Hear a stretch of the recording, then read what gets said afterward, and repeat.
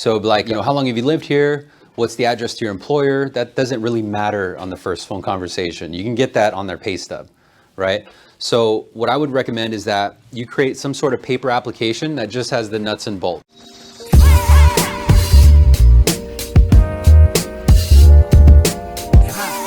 Connected to SalesRemastered.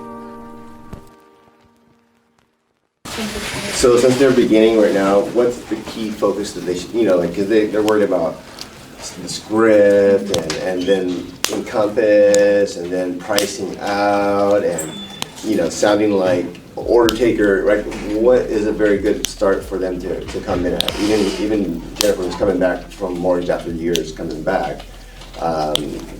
Times have changed, so what should the focus be on, like to ease the stress on all these things? Yeah, so big tip that I can give you guys is a 1003 is a set order of questions, right? And the last thing you want to do is go in the set order or just be all inquisitive and questions. It's got to sound like a conversation. So like, how long have you lived here? What's the address to your employer? That doesn't really matter on the first phone conversation. You can get that on their pay stub, right?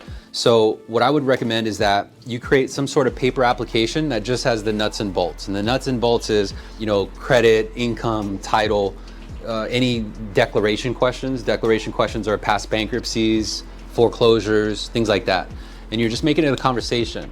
But don't be too worried about entering into the CRM or doing anything with Encompass right now until you get a little bit more acclimated with the system. So you're comfortable if you could talk about it and just, especially if you're recording it, you can revisit it later. But write down the answers. And then when you're done with that conversation, then go into the CRM and put it in because you're not under pressure, right? Because you got so many things going on. You got BV, Encompass, credit, right? You're like, oh, is this where it goes? You don't want to psych yourself out. You want to be comfortable when you're going through it. So your first dozen conversations, I would strongly recommend just be paper. And then after a while, you'll know that you could do it all paperless.